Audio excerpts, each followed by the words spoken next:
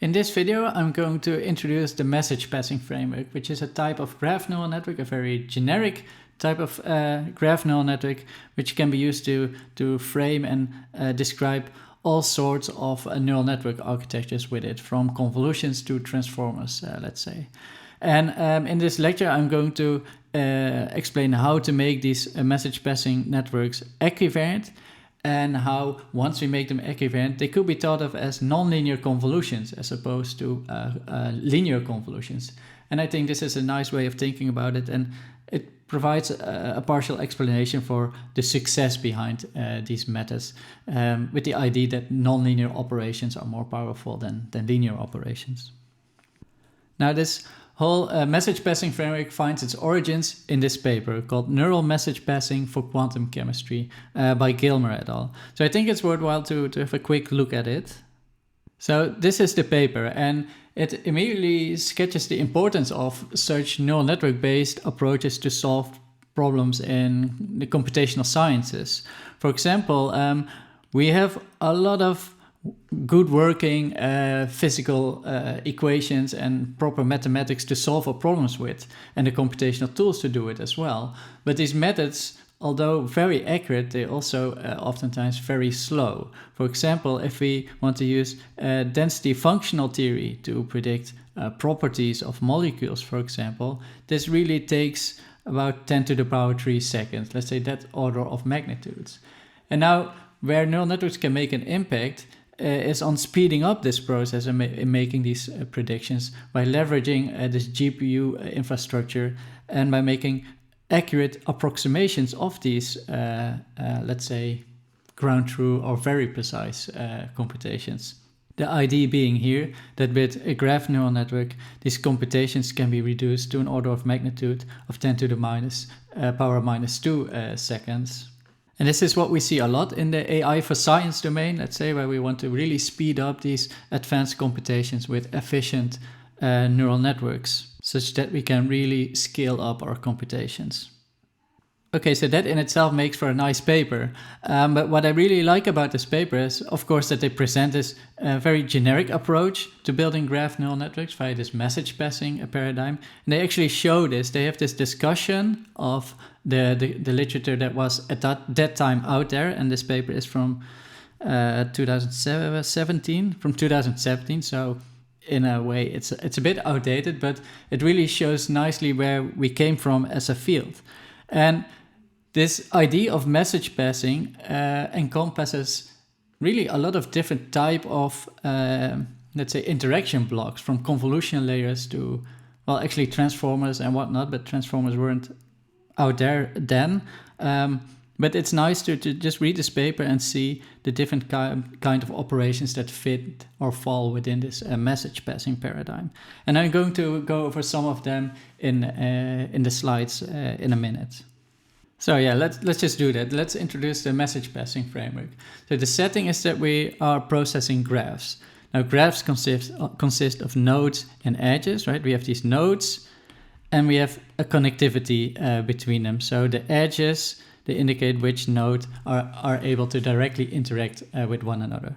And then at each node location, at each node, we have a node feature, possibly, and an edge attribute.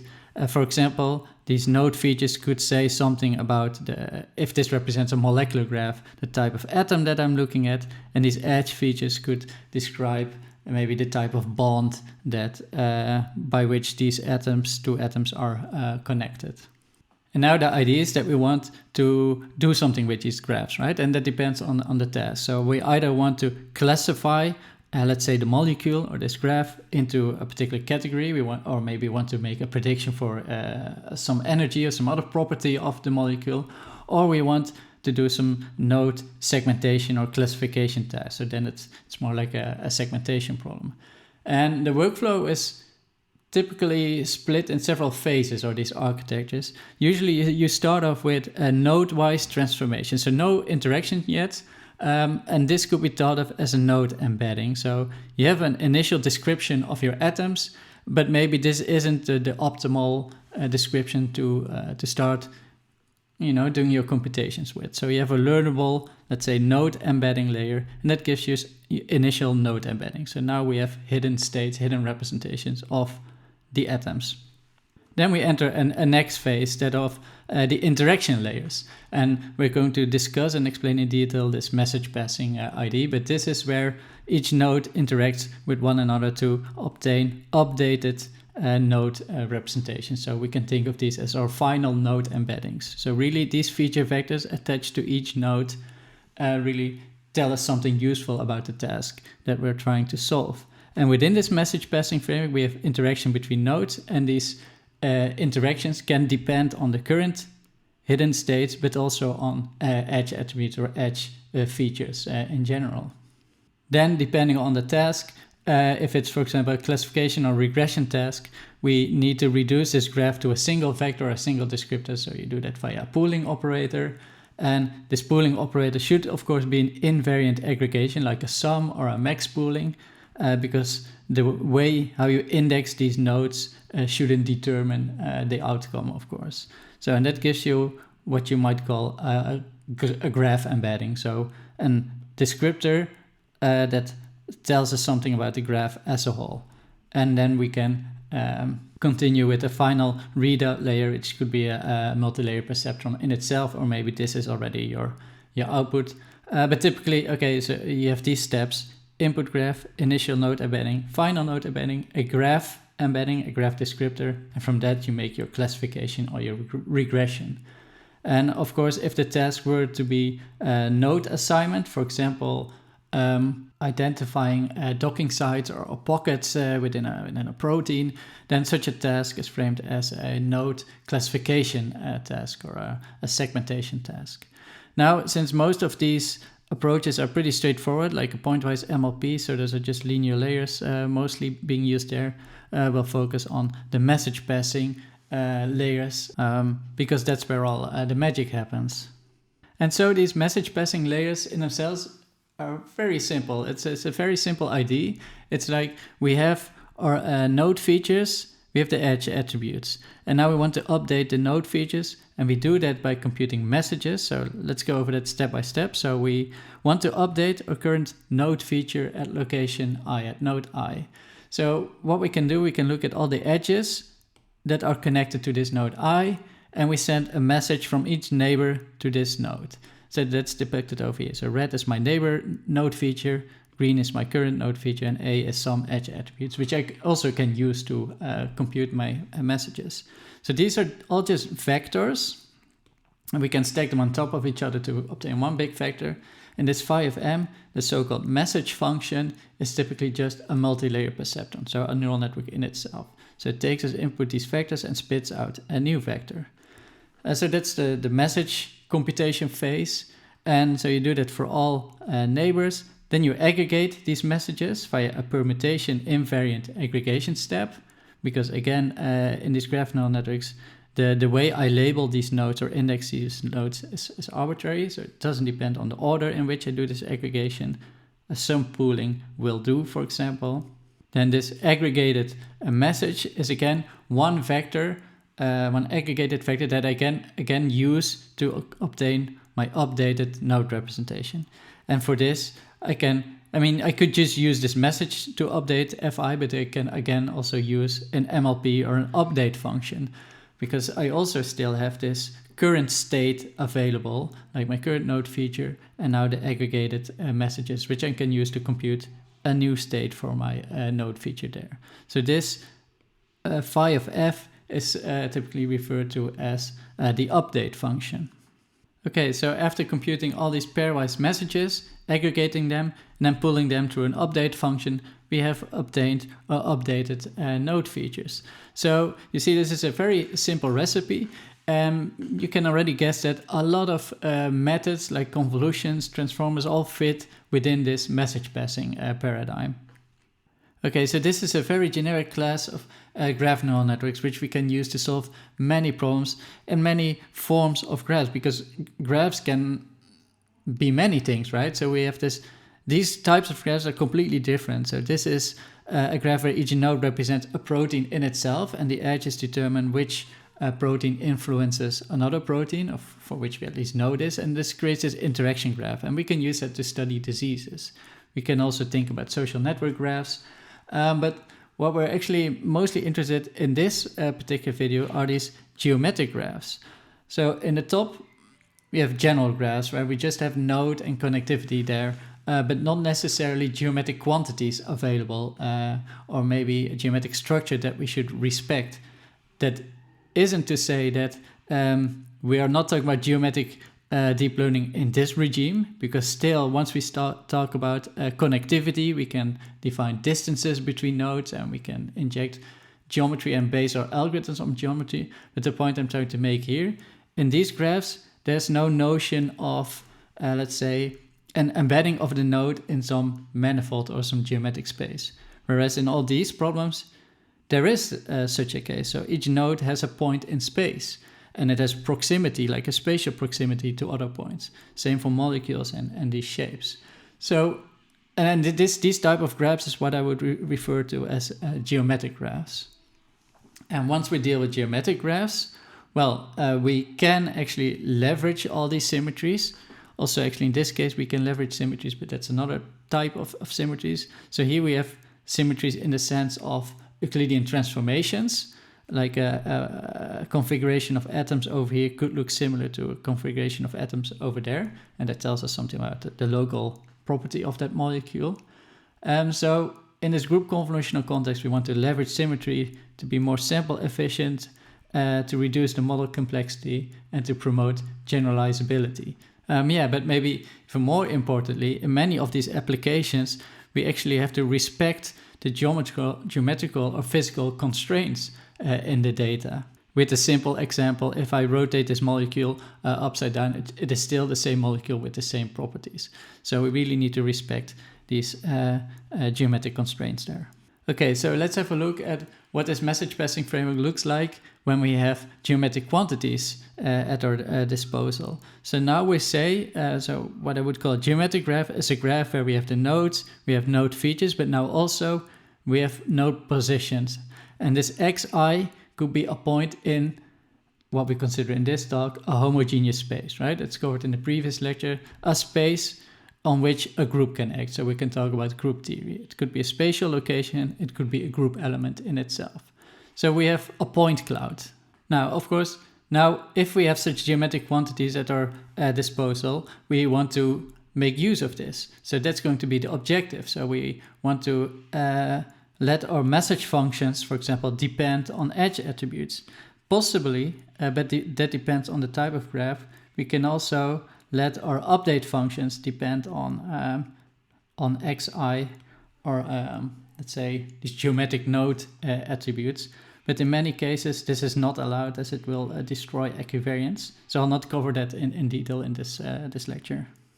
So what we're going to do, we're going to focus on how to leverage geometric structure in our message functions. And a somewhat straightforward thing to do is here, for example, if our points are indeed points in Euclidean space, we can let our messages depend on the relative position or relative displacement between these two nodes. And this is what you would see, for example, in the convolutional setting. And this is a very simple thing to do, but this would only guarantee translation equivariance, right? But the problem is, of course, that it's not equivalent to rotations. If the point cloud were to be rotated, so that would look something like this, rj minus xi. I mean, I could just write it as such. I cannot get rid of this rotation matrix over here. So that really means that if the point cloud is rotated, these messages look differently. And also my neural network should figure out again what happens now in this situation. So this doesn't generalize to unseen rotations. Okay, then a simple trick we can do is to define a node attribute, aij, is to be the distance between two nodes. And this obviously is rotation invariant because suppose I rotate both points, so xj minus ri, that equals the rotation matrix times xj minus ri. And this equals, because the norm is invariant to rotations, simply xj minus xi. So this clearly defines an allowed attribute because it's invariant to both translations and rotations. And therefore it generalizes well to unseen translations and rotations. So that's nice. But this is of course a bit restrictive because now if I want to compute updates of my node features, I no longer know which direction did the information came from, right? And I think this directionality is really important, especially since when you work with molecular graphs, the atoms are quite close to each other anyway. There's not that much variation between distances in atoms. So even now we have a method that generalizes to all E3 transformations. The amount of geometric information that we can leverage is a bit limited. So another solution that we could resort to is lifting the data to the group. And this is, again, recall lecture 1.7, group convolutions are all you need. There we also saw that if we want to limit ourselves to working with data that lives, let's say, on the Euclidean plane, then we need to impose such an invariance constraint. And if we do not want any constraints, then we need to lift the data to the group. So that's one solution, which I'll say a bit more about in the upcoming slides. And the second idea is, of course, to work with steerable feature fields. So we still work with a point cloud on RD, but now we work with features that contain directional information in them. But that would also require us to come up with MLPs or mappings that are able to handle such directional features. So then we enter the steerable neural network paradigm.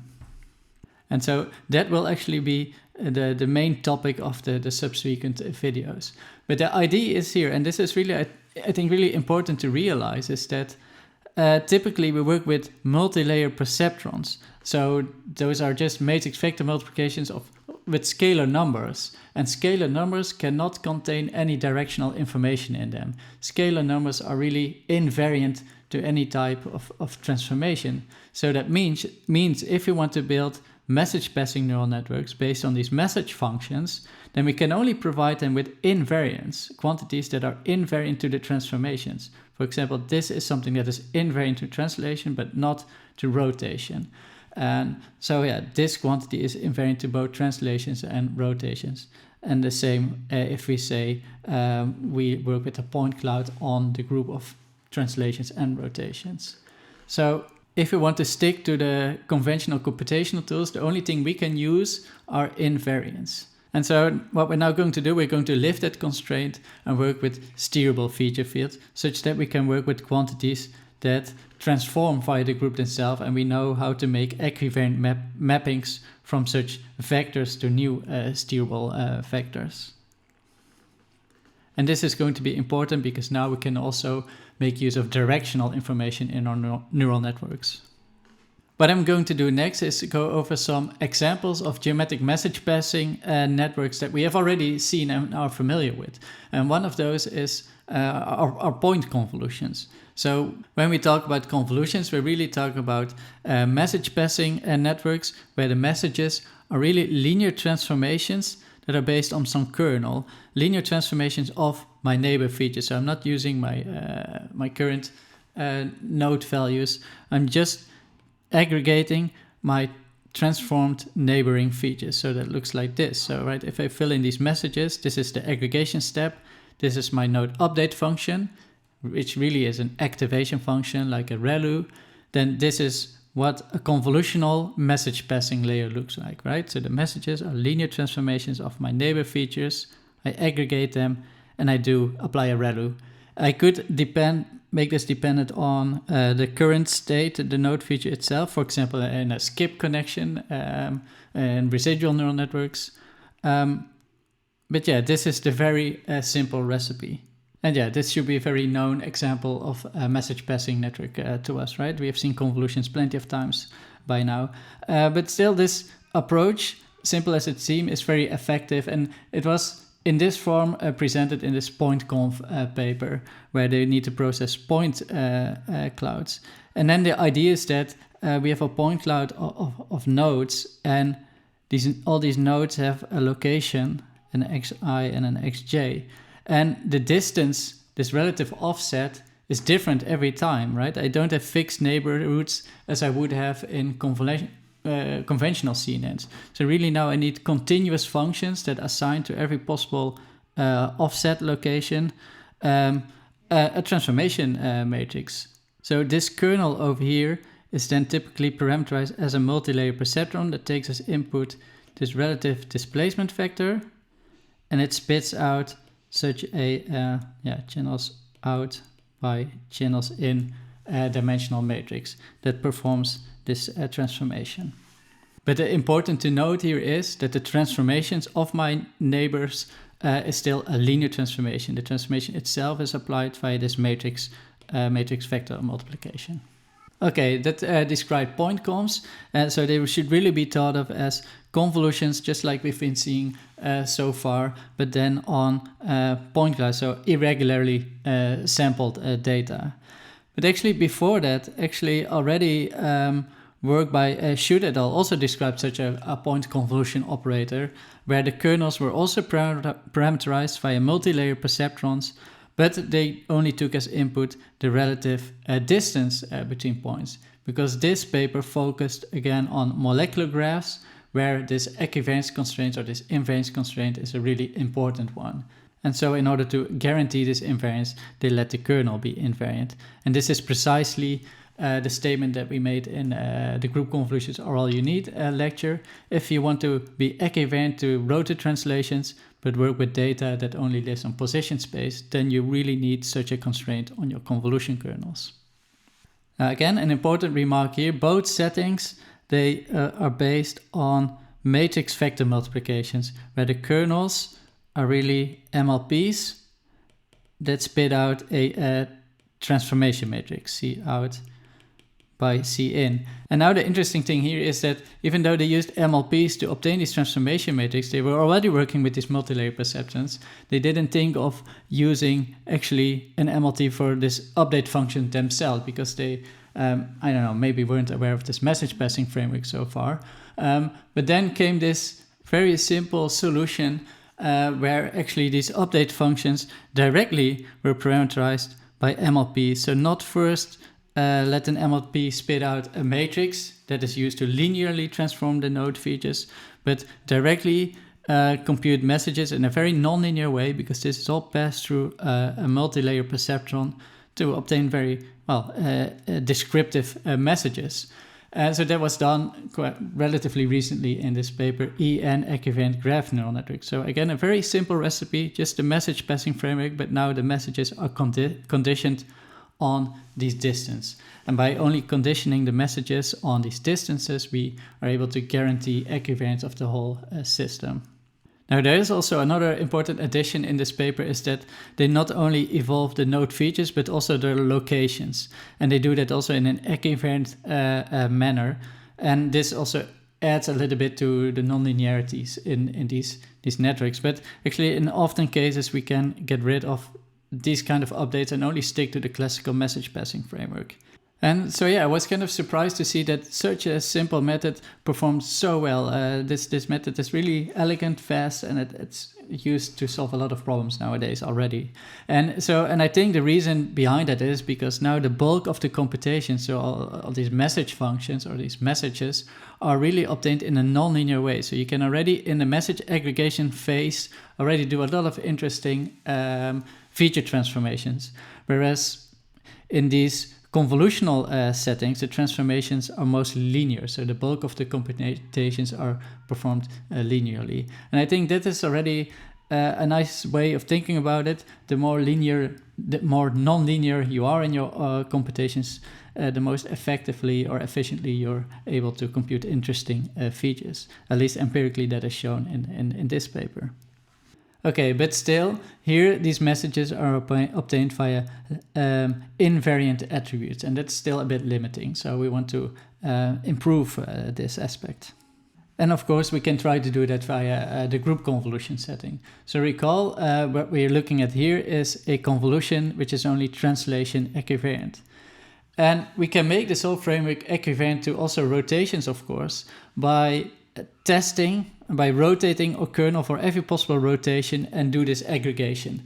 But that would actually mean that I need to expand my graph with all these possible rotations. So I need a grid of rotations attached to each node in order to memorize all the possible rotations of, my convolution kernel. And what's even more, once I've done that, and actually I also want to do message passing, where I send messages not only spatially, but also between local orientation, between positions and rotations, just like we did in the group convolutional setting. Our convolution kernel picks up patterns not only of spatial spatial configurations, but also jointly looking at what orientation is this feature and at what relative position and whatnot. So these are higher dimensional convolution kernels, and we want to encode for these interaction between both spatial patterns and their rotational patterns. Okay, so this is getting computationally quite heavy, because now, where before we had just a graph of node positions, so these xi's, now we have a graph of group elements. So each G, J or Gi consists of a position and a rotation, So I have to extend my graph. So that's an issue maybe. Another issue is that on SO3 it is hard to come up with a principled way of constructing these grids in the first place, because they do not always form a discrete subgroup. And that's maybe some detail which I won't go into, but the issue here is that it is hard to come up with grids on SO3. So we can circumvent this gridding issue, of course, by resorting to Fourier theory, right? So we saw that in the steerable setting before. If we work with steerable features, we are able to build equivariant linear layers that in some way correspond to these regular group convolutions, but in which we never have to use grids on the subgroups. So in the previous lecture, we established this relation between regular group convolutions and steerable feature fields. So if I not sample the rotations on the grid, but just say, okay, I have a function on SO3 that encodes for the response of my convolution operator with the kernel rotated for all these possible rotations.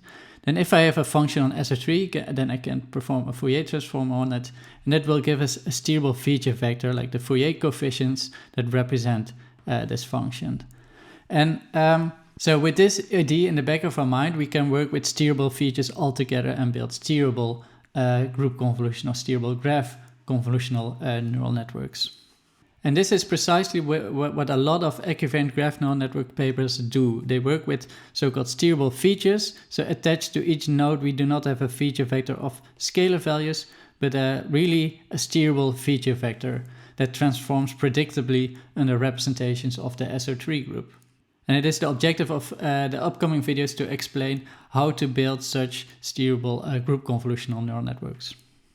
Okay, so although the majority of group equivariant graph neural networks are of this type, so they work with steerable features and Clebsch-Gordon tensor product, there are methods that implement equivariant graph neural networks to regular group convolutions. And maybe this is an example where we work with regular grids, so which we can think of really a graph on a point cloud of points within SED. So each GI is an element in SED, so it has a position and a rotation. So we have this high dimensional point cloud. Now in this paper I really worked with regular grids, so not really in the graph convolutional neural network, but later this paper came out where they used the same principles of group convolutional neural networks, but then with random grids. And they really solved the same type of problems that we're going to discuss in the next papers on these molecular graphs, but in a regular group convolutional setting. And maybe an interesting note over here is that this relative group transformation is of course invariant to the group action, right? So if I have Gi and Gj are mapped to, so I multiply them on the left with some group element, so they map to Gj, then this relative group product, so Gi inverse hitting on Gj, and sorry, I mixed up the indices. This should be an I, this should be a J. Then taking the inverse is like we can swap this order. So Gi inverse, G inverse, J, and this one cancels out. So you see that these relative transformations are always invariant. So okay, so we can condition these messages on relative group transformations. And then here's a slight side note here is that when talking about Lie groups, we typically take the logarithmic map of this group element over here, because when we talk about groups, we also have to specify a parameterization. Rotations can be described with alpha, beta, gamma rotations, but that does not form a vector space. So this is a group element, and by taking the log, I turn it into a vector, which can be used in multi-layer perceptrons, which is nicely explained, I think, in both these papers. Okay, but the main point I want to get across here is that there are a lot of convolution type message passing methods out there, and we analyze them, or we identify them in our recent paper and put them next to each other and sort of discuss, okay, what makes one method better than the other. So we noted that many methods in literature are of this form, of the steerable convolution form, which works with steerable feature vector and a Clebsch-Gordon tensor product to compute, let's say, relative position dependent or orientation dependent updates or messages, but show that they're still of a linear type. So this Clebsch-Gordon tensor product could also be rewritten. Maybe this is just a notational thing, which I'll discuss in the next video. But we can see this as a linear transformation of a steerable feature. So all these equivariant methods of convolution types still do the bulk of computations linearly via these matrix vector type operations. And then we argue in this paper that maybe what we want to do is not work with this linear transformation, but always work with multi-layer perceptrons. But then we need to define how to make these multi-layer perceptrons equivariant. And that's going to be the topic of the next video. Again, the point here is that in this message passing framework, we encounter messages of convolution type, so a linear transformation of a feature where the linear transformation depends via an MLP or some basis functions on the quantity, on this invariant quantity. So this would be regular convolutions on the 2D or the 3D plane. This would be for group convolutions. Or we can turn them into a steerable setting, where this would correspond to really a group convolution, but with steerable features. And we can contrast this against a nonlinear counterparts of the EGNN type, for example, where really the update functions or the messages are obtained in a very nonlinear way from both a current node feature, the neighbor node feature, and this geometric quantity on which I want to condition this MLP. And in the paper just mentioned now, we extended this idea to work also for steerable features. And so then we're really in this generic message passing type, where on the one hand side we have linear but equivariant, and equivariant is good, type of message functions, and on the other hand side we have nonlinear message passing functions, which are also equivariant, and therefore maybe can be thought of as the equivariant or the nonlinear counterparts of convolutions. And what we show in this paper is that generally you want to be equivariant, so equivariant is good, and you want to be nonlinear. We see that we get improved performance if we have these type of nonlinear update functions. Okay, so I think I made my point. So what we're going to do in the next videos is go into detail what it means, or how can we make such an equivariant multi-layer perceptrons.